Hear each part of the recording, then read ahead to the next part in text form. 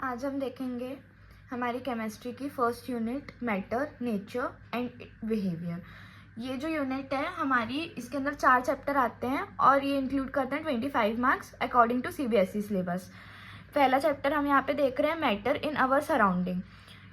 अब यहाँ पे हम देखेंगे कि in surrounding we see large variety of things. जैसा कि इसमें लिखा है कि हम अपनी सराउंडिंग्स में बहुत सारी वैरायटी की चीज़ें देखते हैं जो डिफरेंट शेप, डिफरेंट साइज और डिफरेंट टेक्सचर्स की होती हैं। Everything is made up of material. सारी चीज़ें जो हमारे आसपास होती है वो किसी मटेरियल की होती हैं जो इंक्लूड करती है मैटर को।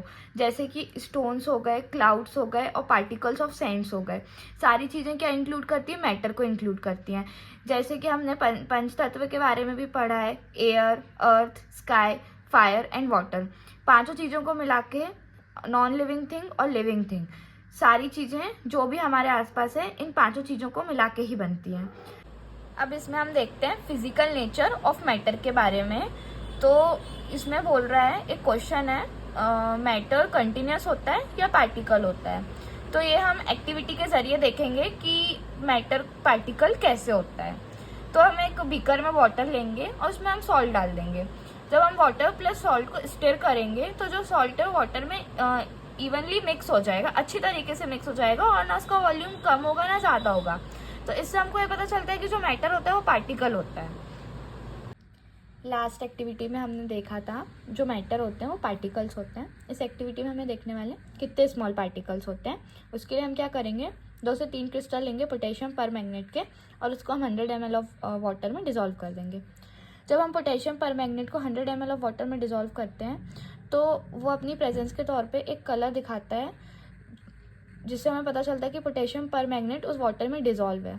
कहीं ना कहीं वो एक स्मॉल पार्टिकल के फॉर्म में उस वाटर में डिज़ोल्व है। अब हम क्या करेंगे कि 10 ml ऑफ वाटर निकाल के एक 90 ml ऑफ वाटर के कंटेनर में उसको हम ऐड कर देंगे। फिर हम अनदर 10 ml वाटर निकालेंगे और उसको हम अनदर कंटेनर ऑफ 90 ml के वाटर में ऐड कर देंगे। ऐसे हम 5 to 8 टाइम्स करेंगे।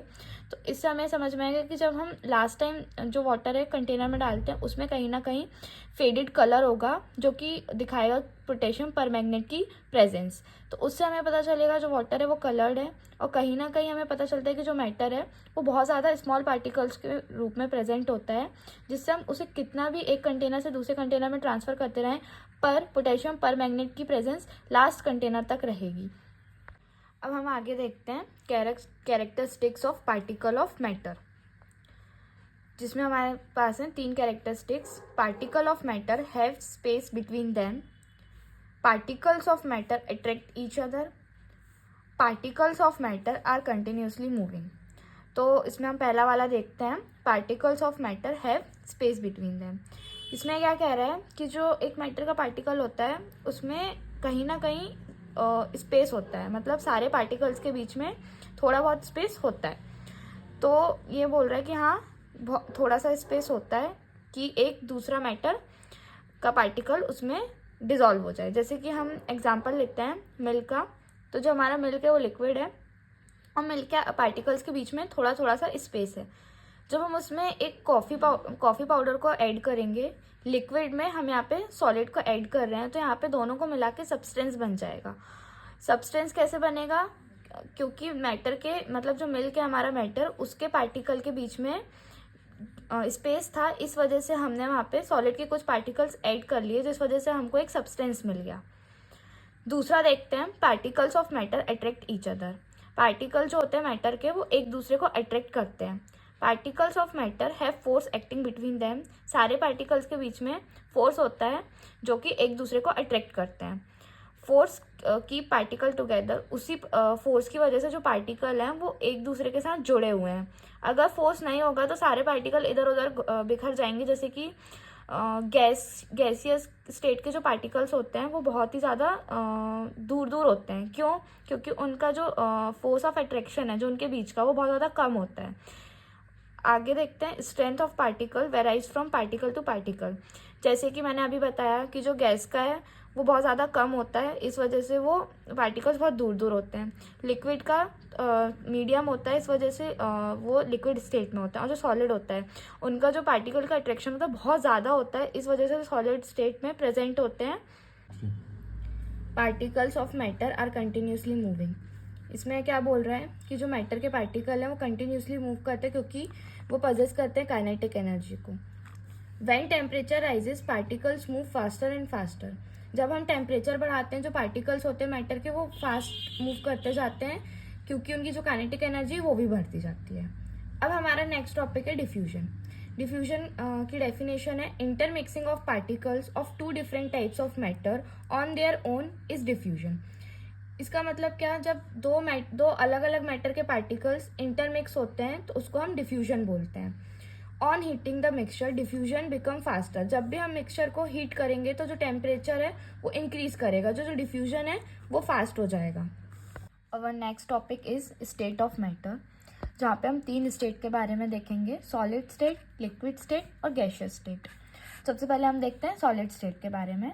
कुछ कैरेक्टरिस्टिक्स हैं उनके, जैसे कि हमको पता रहता है सॉलिड स्टेट में क्या है, डेफिनेट शेप होता है उनका, डिस्टिंक्ट बाउंड्रीज होती हैं, फिक्स वॉल्यूम होता है, नेग्लिजिबल कंप्रेसिबिलिटी होती है, मतलब उनको कंप्रेस नहीं कर सकते हैं। It may break but can not change it shape, मतलब ये टूट जाएंगे पर इनका जो शेप है वो कभी चेंज नहीं होता है। इसके कुछ एग्जाम्पल हैं, जैसे कि रबर बैंड हो गई, शुगर और सॉल्ट के क्रिस्टल होगा, स्पंज हो गया। अब जैसे कि यहाँ पे लिखा हुआ it may break but can not change it shape, तो इसका एग्जाम्पल एग्जैक्टली रबर बैंड हो गई कि जब भी हम रबर बैंड को स्ट्रेच करते हैं तो जो रबर बैंड है जब तक हम उसको स्ट्रेच करके रखेंगे जब तक उसका शेप दूसरा रहेगा, पर जैसे हम उसको रिलीज करेंगे वो अपना शेप रिगेन कर लेती है, मतलब कि कैन नॉट चेंज शेप। उसके बाद ब्रेक, इट में ब्रेक, इसका मतलब क्या हो गया कि जो है टूट जाएगी। जैसे कि रबर बैंड को हमने एक उससे ज़्यादा स्ट्रेच कर दिया, मतलब एक लिमिट से ज़्यादा हमने उसको स्ट्रेच कर दिया तो वो ब्रेक हो जाएगी, पर वो अपना शेप जो है कभी चेंज नहीं करेगी। उसके बाद हम देखते हैं लिक्विड स्टेट के बारे में। तो लिक्विड स्टेट में क्या है, नो फिक्स शेप, इसका जो शेप होता है फिक्स नहीं होता है, वॉल्यूम जो होता है फिक्स होता है और ये क्या फ्लो करते हैं। अब जैसे हम जब भी किसी भी लिक्विड में गैस को मिक्स करेंगे तो वो लिक्विड के ही फॉर्म में रहेगी, और किसी भी लिक्विड में सॉलिड को मिक्स करेंगे तो भी वो लिक्विड के फॉर्म में रहेगी। क्यों? Because rate of diffusion of liquid is higher than solids because the particles move freely and have spaces between each other. जो डिफ्यूजन का रेट होता है लिक्विड का वो ज़्यादा होता है as compare to solids and gas, और जो उसके पार्टिकल्स होते हैं वो फ्रीली मूव करते हैं, और जो उनके बीच में स्पेस होता है कंपैरेटिवली सॉलिड के वो ज़्यादा होता है। अब हम देखते हैं गैसेस स्टेट के बारे में। तो सबसे पहले जो गैसेस मतलब जो गैस के मॉलिक्यूल्स होते हैं वो हाईली कंप्रेसिबल होते हैं। फॉर एग्जांपल हम एलपीजी की बात करते हैं जो हमारे सिलेंडर में होती है, लिक्विड पेट्रोलियम गैस, वो बहुत ज़्यादा हाईली कंप्रेसिबल होती है, इसलिए हम उसको एक सिलेंडर में भर पाते हैं क्योंकि जो गैस के मॉलिक्यूल होते हैं वो हाईली कंप्रेसिबल होते हैं। Diffuse very fast because large space between them, बहुत जल्दी डिफ्यूज़ होते हैं क्योंकि इनके बीच का जो स्पेस होता है मॉलिक्यूल के बीच का वो बहुत ज़्यादा होता है। For example smell of food, जब भी हमारे घर में खाना बनता है तो हमको फूड की जो स्मेल है बहुत ज़्यादा जल्दी आती है क्योंकि जो गैस के पार्टिकल हैं वो जो डिफ्यूज़ होते हैं बहुत जल्दी हो जाते हैं। उसके बाद बहुत ज़्यादा स्पीड में डिफ्यूज़ होते हैं, रेंडमली एट हाई स्पीड। उसके बाद हम डायग्राम देख लेते हैं। सॉलिड स्टेट के जो मॉलिक्यूल्स हैं बहुत ज़्यादा क्लोजली अरेंज्ड हैं, लिक्विड स्टेट के जो मॉलिक्यूल्स हैं थोड़ा सा दूर दूर अरेंज्ड है, मतलब स्पेस है, थोड़ा थोड़ा स्पेस है, बहुत ज़्यादा स्पेस नहीं है। उसके बाद जो गैस के मॉलिक्यूल्स हैं बहुत ज़्यादा स्पेस में है, इनके बीच का जो स्पेस है बहुत ज़्यादा है। उसके बाद जो मैटर है, एक मैटर की जो स्टेट है वो चेंज कर सकता है कि नहीं कर सकता है, तो हम जैसे कि वाटर का एग्जांपल लेते हैं तो वाटर हमको 3 स्टेट में मिलता है, जैसे कि सॉलिड में हमको आइस के फॉर्म में मिलता है, लिक्विड में हमको वाटर के फॉर्म में मिलता है और गैस में हमको वाटर वेपर के फॉर्म में मिलता है। अब हमारा नेक्स्ट टॉपिक हम देखते हैं effect of change of temperature. तो जैसे कि हमने अभी देखा था कि जो सॉलिड फॉर्म होता है आइस होती है, तो इसका हम एग्जांपल लेते हैं, आइस का एग्जांपल लेके चलते हैं। सॉलिड से लिक्विड बन रहा है कब, जब हम टेम्परेचर बढ़ा रहे हैं तो क्या हो रहा है, टेम्परेचर इंक्रीज हो रहा है तो काइनेटिक एनर्जी भी बढ़ रही है, और जो पार्टिकल्स हैं जैसे कि सॉलिड के जो पार्टिकल्स हैं वो स्टार्ट करेंगे वाइब्रेट करना, और हम उसको टेम्परेचर दे रहे हैं मतलब कि हम उसको हीट दे रहे हैं, तो जो हीट है जो फोर्स ऑफ अट्रैक्शन को ओवरकम कर लेगी, मतलब कि जो सॉलिड के पार्टिकल्स होते हैं बहुत ज़्यादा पास पास अरेंज होते हैं, जब हम उसको टेम्परेचर बढ़ाएंगे और हीट देंगे तो जो पार्टिकल्स हैं वो दूर दूर होना स्टार्ट हो जाएंगे और सॉलिड स्टेट लिक्विड स्टेट में चेंज हो जाएगी, जैसे कि आइस से वाटर। अब हम देखते हैं मेल्टिंग पॉइंट क्या होता है। The minimum temperature at which a solid melts to becomes a liquid at the atmospheric pressure. जब एक सॉलिड लिक्विड में कन्वर्ट होता है एटमॉस्फेरिक प्रेशर में, उसको हम मेल्टिंग पॉइंट बोलते हैं, जिसमें हम टेम्परेचर तो चेंज करते हैं क्योंकि हम हीट दे रहे हैं, पर जो प्रेशर है उसको हम चेंज नहीं करेंगे। जो एटमॉस्फेरिक प्रेशर है उसी प्रेशर में कोई भी सॉलिड लिक्विड में कन्वर्ट होता है, उसको हम मेल्टिंग पॉइंट बोलते हैं। Melting point of a solid also indicate the strength of particle. कोई भी सॉलिड का जो मेल्टिंग पॉइंट है वो स्ट्रेंथ बताता है पार्टिकल की। जैसे कि आइस का मेल्टिंग पॉइंट है 273.15 केल्विन। तो जो आइस है वो 2.15 केल्विन तक मेल्ट नहीं होगी, तो ये क्या हो गई, आइस की स्ट्रेंथ हो गई। इससे ज़्यादा हम उसको टेम्परेचर प्रोवाइड करेंगे तो जो आइस है वो मेल्ट होना स्टार्ट हो जाएगी। अब हमारा नेक्स्ट टॉपिक है fusion, change of solid state into liquid state, जहाँ पे टेम्परेचर सेम रहता है। मेल्टिंग पॉइंट का क्या मतलब था, जहाँ पे टेम्परेचर चेंज कर रहे हैं पर प्रेशर सेम रह रहा है। फ्यूजन का क्या मतलब है, सॉलिड से लिक्विड तो हो रहा है पर जो टेम्परेचर है हम उसको चेंज नहीं कर रहे हैं, टेम्परेचर सेम है। अब हम देखते हैं लेटेंट हीट ऑफ फ्यूजन।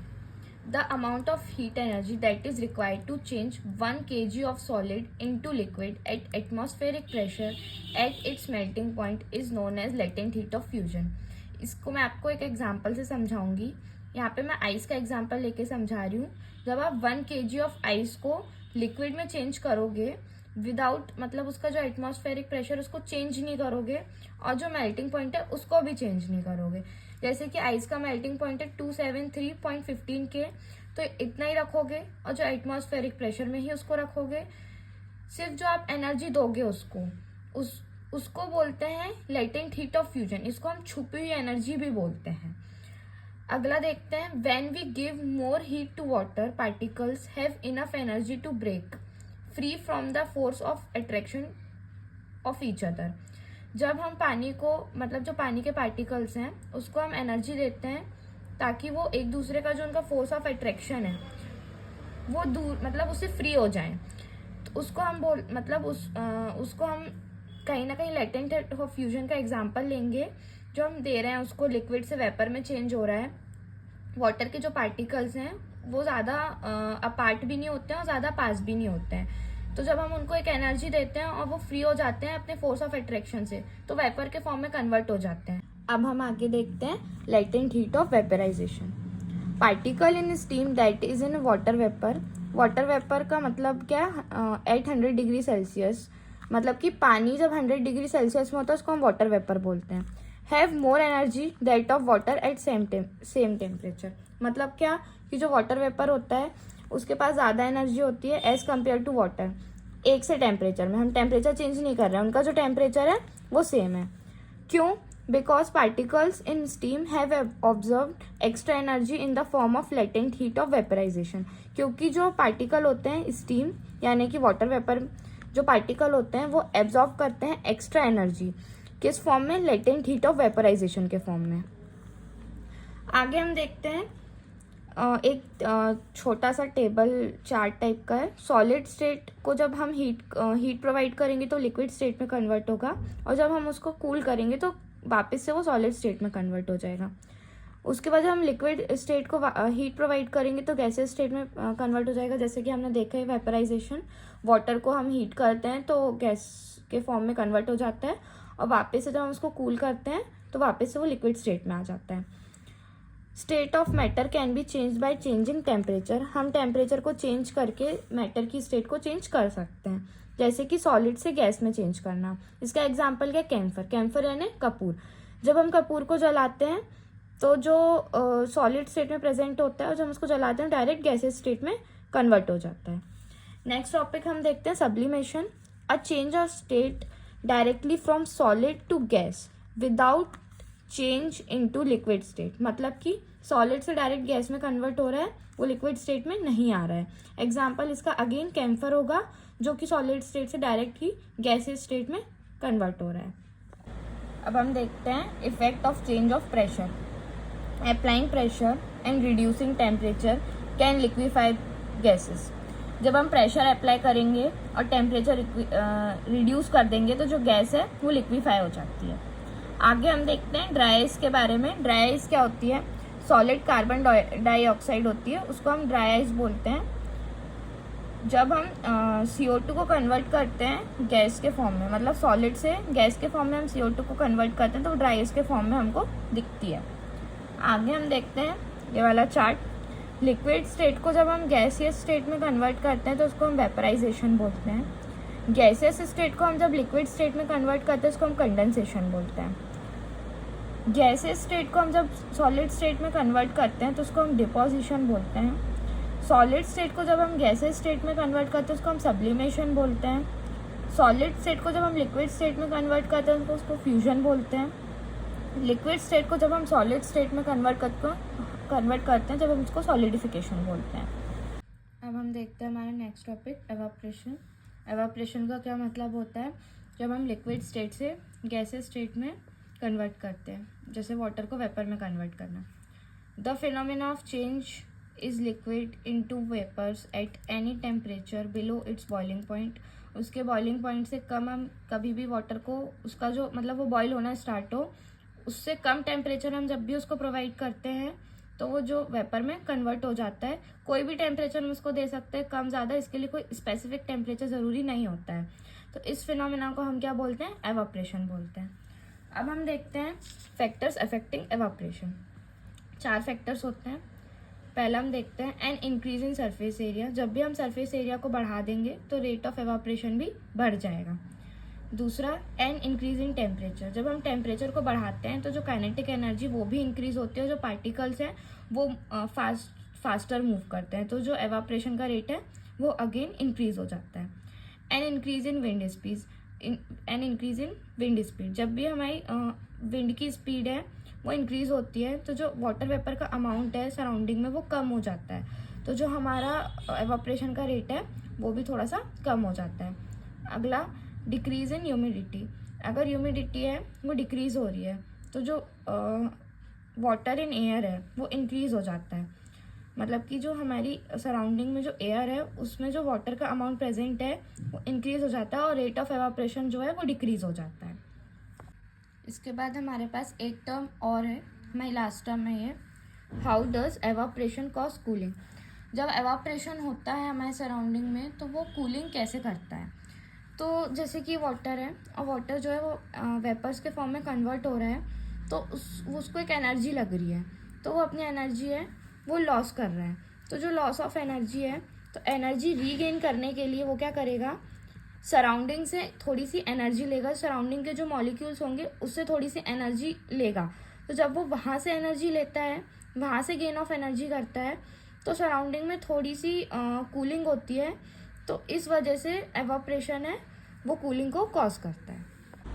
ऐसे ही और एजुकेशन से रिलेटेड वीडियो के लिए हमारे चैनल स्मार्ट एजुकेशन को सब्सक्राइब करें, बेल आइकॉन को क्लिक करें और ज़्यादा से ज़्यादा शेयर करें। और अगर आपको कोई डाउट्स हो तो आप कमेंट सेक्शन में बिल्कुल पूछ सकते हैं।